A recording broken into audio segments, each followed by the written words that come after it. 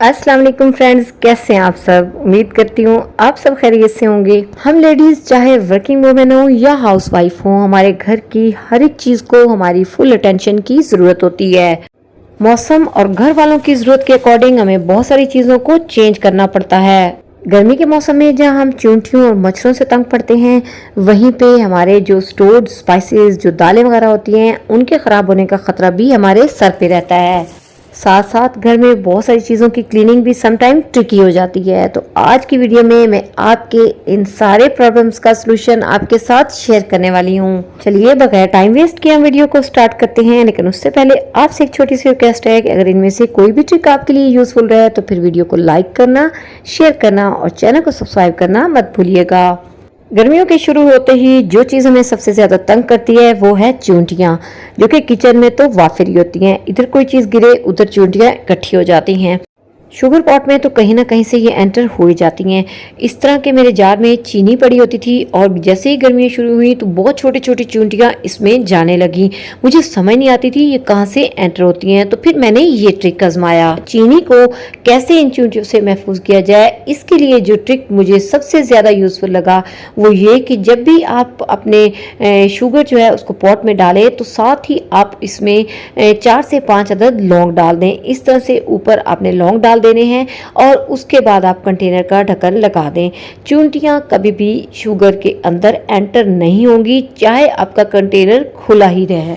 अब मैंने जार को चीनी से फिल किया है तो मैंने सोचा कि एक और छोटा सा ट्रिक भी आपसे शेयर कर देती हूँ। जब इस तरह से जार भरा हुआ होता है तो जो चम्मच होता है ना वो अंदर प्रॉपर नहीं जा पाता, तो स्पून प्रॉपरली इसके अंदर एडजस्ट हो पाए, इसके लिए आप इसको इस तरह से एंटर किया करें। स्पून आराम से अंदर चला जाएगा और ढक्कन भी आसानी से बंद हो पाएगा। सम टाइम शुगर ज़्यादा क्वांटिटी में होती है और जार हमारा छोटा होता है तो चीनी बच जाती है। तो फिर आपने ये करना है कि उस चॉपर के अंदर भी आपने 3 से 4 अदद लौंग डाल देने हैं और फिर रबर बैंड लेके आपने इस तरह से इसको प्रॉपरली बंद कर देना है। अब चूंटियाँ इसके अंदर एंटर नहीं हो पाएंगी। तो इस तरह से आपकी ये चीनी भी सेफ रहेगी। अक्सर आपने सुना देखा होगा कि लोगों के सिंक ब्लॉक हो जाते हैं, जिन्हें खोलना एक मुसीबत बन जाता है। सिंक आपका कभी भी ब्लॉक नहीं होगा अगर आप इस एक चीज को फॉलो करेंगे, यानी स्पेशली जो चाय पत्ती है ना उसको कभी भी डायरेक्टली सिंक में ना डाल दें, उसे आप इस तरह से स्टेन कर लें और इसको डस्टबिन में डालें। या इसका आगे आपको एक और यूज भी बताने वाली हूँ और ये तो आप शायद मोस्टली लोग करते ही होंगे। लेकिन एक और ज़बरदस्त चीज़ आपको बताने लगी हूँ कि हमारे घर में पुरानी स्ट्रेनर होती हैं जिनकी डंडी टूट जाती है और हम उन्हें फेंक देते हैं। लेकिन उन्हें ना फेंकिए, बल्कि इस तरह से आपके सिंक के जो ड्रेन होल होते हैं वहाँ पे आप इसे रख दीजिए। तो जो भी चीज़ अगर गलती से सिंक में चली भी जाएगी तो कभी भी होल्स में से पास होकर पाइप में नहीं जाएगी, बल्कि इस स्ट्रेनर में रहेगी। और जब आपको लगे कि ये स्ट्रेनर में कुछ चीज़ें इकट्ठी हो गई हैं तो आप इसे डस्टबिन में डाल दें। आप देखें कि नीचे कुछ भी नहीं जाएगा और कभी भी आपका सिंक ब्लॉक नहीं होगा। चलिए अब बात कर लेते हैं सिंक क्लीनिंग की, क्योंकि सिंक अगर साफ और शाइनी होगा तो आपका किचन भी अच्छी लुक देगा। तो अपने सिंक को साफ और शाइनी रखने के लिए मैं ये करती हूँ कि वीकली 1 टाइम मैं इसमें डाल देती हूँ बेकिंग सोडा और ऊपर से इसमें मैं डाल देती हूँ विनीगर और इसे थोड़े टाइम के लिए मैं छोड़ देती हूँ। इस तरह से अगर आप ये दोनों चीज़ें सिंक में डालेंगे तो ना सिर्फ सिंक अच्छे से क्लीन हो पाएगा, बल्कि कोई स्मेल वगैरह होगी, येलोनेस होगी, सॉल्ट डिपॉजिट होंगे तो वो भी ख़त्म हो जाएंगे। यहाँ पे मुझे थोड़ा सा ये येलोनेस और सॉल्ट डिपॉजिट फील हुए तो यहाँ पे मैंने थोड़ा बेकिंग सोडा और डाला है और ऊपर से विनीगर डाल दिया था। 10-15 मिनट मैं इसको इस तरह से डाल के छोड़ देती हूँ। फिर मैं इसमें डालती हूँ थोड़ा सा dish washing liquid. Dish washing liquid ना हो तो स्पंज पे आप डिश वॉशिंग सोप ही लगा लें और फिर उसकी हेल्प से स्क्रब करते हुए मैं सिंक को क्लीन कर लेती हूँ। सिंक एकदम से शाइनी हो जाता है। तो ये तो वीक में मैं 1 टाइम करती हूँ और डेली बेसिस पे मैं जस्ट इसमें डिश वॉशिंग लिक्विड ही डालती हूँ और स्पंज से इसको क्लीन कर लेती हूँ। तो इस तरह से मैस इकट्ठा ही नहीं हो पाता। अभी ये देखिए सिंक की इस साइड को मैंने क्लीन किया है, दूसरी साइड को भी मैंने क्लीन नहीं किया था, तो दोनों में फर्क आपको नजर आ रहा होगा। दूसरी साइड को जस्ट मैंने डिश वॉशिंग लिक्विड डाल के ही अभी क्लीन किया है। तो देखिए ये भी अच्छे से साफ हो गया है। सिंक का साइड एरिया भी अच्छे से साफ है, स्पेशली फ्रंट पे आपको पता है कि बर्तन वॉश करते हुए अच्छा खासा पानी आ जाता है और इवन हमारे कपड़े भी गीले हो जाते हैं। तो इसके लिए मैं इस स्पंज का यूज़ करती हूँ। फ्रंट पे मैं हमेशा ये डाल के रखती हूँ, तो एक तो इससे पानी अब्जॉर्ब होता रहता है, हमारे कपड़े गीले नहीं होते और दूसरा सिंक की साइड्स भी साफ रहती हैं। मेरे किचन का काउंटर टॉप क्योंकि ब्लैक है तो जैसे ही इस पे पानी के ड्रॉप्स गिरते हैं तो इस पे वाइट स्पॉट्स पड़ जाते हैं। तो इसलिए इस तरह जब आप स्पंज का यूज़ करेंगे और साइड्स को भी साथ साथ साफ करते रहेंगे तो काउंटर टॉप पे ब्लैक वाइट स्पॉट्स कभी भी नहीं नजर आए। जब भी आप स्पंज से फिर अपना काउंटर टॉप क्लीन करें तो साथ के साथ इसे भी वॉश कर लिया करें। फ्यू ड्रॉप्स आप डालें इस पर लिक्विड डिटर्जेंट के और इस तरह से मल के इसको साथ ही वॉश कर दिया करें तो ये साफ रहते हैं। और फिर जब हम इसे काउंटर टॉप को क्लीन करने के लिए यूज करते हैं तो उस पर कोई भी स्टेन्स नहीं पड़ते।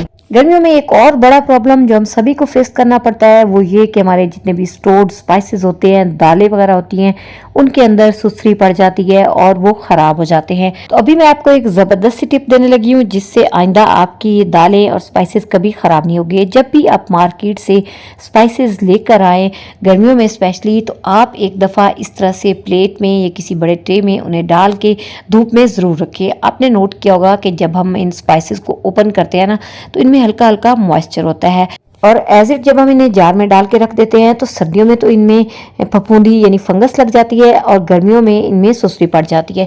तो इसलिए पहले इन्हें अच्छे से ड्राई कर लिया करें, उसके बाद आप जार में डाला करें।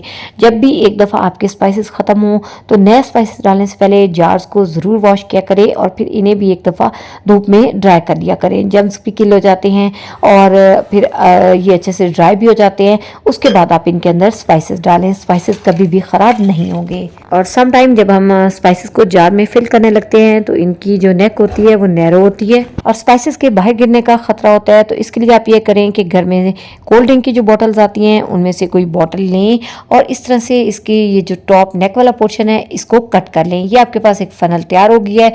इसे अब आप अपने जार पे रखें। याद रहे कि ये कम्प्लीटली ड्राई होना चाहिए, मॉइस्चर इसमें नहीं होना चाहिए।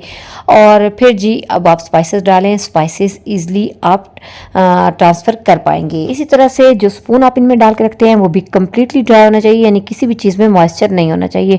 अब आप बिला खौफ इन्हें अपने स्पाइस रैक में रखें, ये ख़राब नहीं होंगे। वैसे तो स्पाइसेस को फ्रिज में भी स्टोर किया जा सकता है लेकिन फ्रिज में आपको पता है कि इतने ज़्यादा स्पाइसेस को स्टोर करने की जगह हमारे पास नहीं होती। तो ये बेस्ट तरीका है कि आप धूप लगवाएं, ड्राई करके स्पाइसेस जार में डालें, कभी ख़राब नहीं होंगे। चलिए जी अब आपको बताती हूँ कि दालों को आपने कैसे स्टोर करना है। गर्मियों में एक तो कोशिश करें कि थोड़ी कम क्वांटिटी में दालें लाएं, लेकिन अगर आप सपोज ज़्यादा क्वांटिटी में भी लाते हैं तो फिर सबसे पहले इन्हें उसी तरह आप धूप लगवाएं। सम टाइम जब हम मार्केट से लाते हैं ना तो तब भी इसके अंदर कोई ना कोई कीड़ा या सुसरी मौजूद होती है। तो धूप में जब आप इन्हें रखेंगे ना तो वो कीड़ा या सुसरी उसमें बिल्कुल ख़त्म हो जाएगी। और उसके बाद जी आप इन्हें जार में डालें और जब जार में डालें तो फिर आपने जो मोस्ट इम्पॉर्टेंट काम करना है वो ये कि आपने लेना है कैस्टर ऑयल। जी हाँ, स्पेशली मैं कैस्टर ऑयल की बात कर रही हूँ, यानी अरंड का तेल। इसके फ्यू ड्रॉप्स आपने दाल के अंदर डाल देने हैं और साथ में आपने एक तेज़पात डाल देना है। उसके बाद अच्छे से आपने जार को हिलाना है ताकि जो ऑयल है वो दाल के ऊपर अच्छे से लग जाए। और अब बिला खौफ आप इन्हें स्टोर करें, चाहे 4 साल ही आप दाल पड़ा रहने देंगे ना, ये कभी भी ख़राब नहीं होगी, ये मेरी गारंटी है।